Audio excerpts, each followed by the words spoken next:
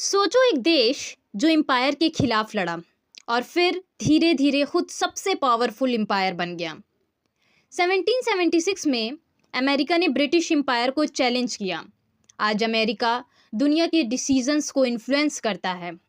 सवाल सिंपल है, फ्रीडम का रेवोल्यूशन कैसे ग्लोबल पावर बन गया? इस वीडियो में हम हिस्ट्री भी समझेंगे और करंट अफेयर्स भी। वेनेजुएला, ऑयल, डॉलर, सैंक्शन, सब कुछ।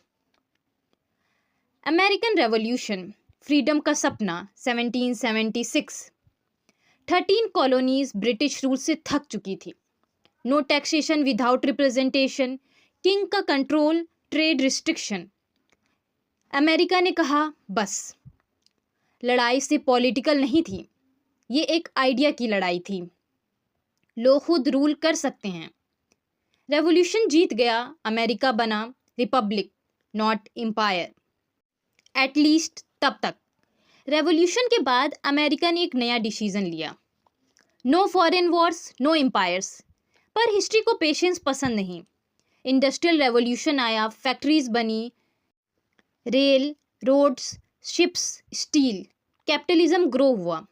जब प्रोडक्शन बढ़ता है तो मार्केट्स चाहिए होती हैं और मार्केट्स के साथ पावर पॉलिटिक्स शुरू होती है।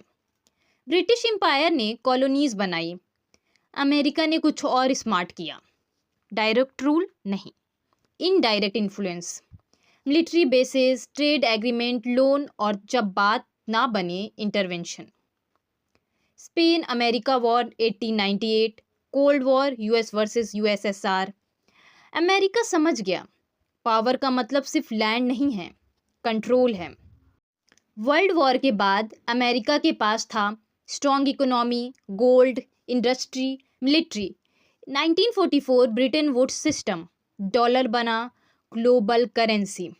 आज ऑयल डॉलर में बिकता है, ट्रेड डॉलर में होता है, लोन्स डॉलर में मिलते हैं। इसीलिए अमेरिका को टैंक भेजने की ज़रूरत नहीं होती।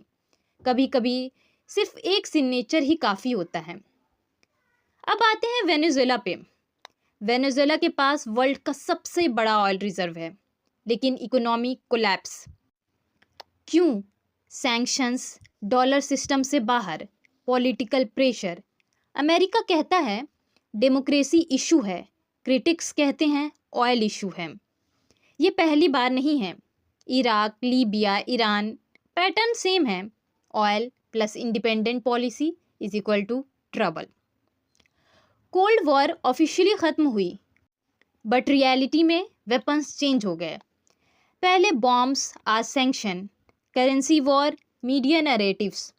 अमेरिका एम्पायर है लेकिन modern empire. No crown, no king, सिर्फ सिस्टम। रोम भी रिपब्लिक था, ब्रिटेन भी फ्रीडम की बात करता था। अमेरिका भी वही स्टोरी फॉलो करता है। हिस्ट्री का रूल, जो एम्पायर से लड़ता है वो अक्सर एम्पायर बन जाता है। डिफरेंस सिर्फ इतना है, अमेरिका की एम्पायर विजिबल नहीं लेकिन इफेक्टिव है। अमेरिकन रेवोल्यूशन गलत नहीं था, फ्रीडम रियल थी, डेमोक्रेसी भी, लेकिन पावर न्यूट्रल नहीं होती। जब पावर मिलती है तो एक्सपैंड करती है। सवाल ये नहीं है अमेरिका हीरो है या विलेन। सवाल ये है, क्या हम हिस्ट्री के पैटर्न को समझ रहे हैं?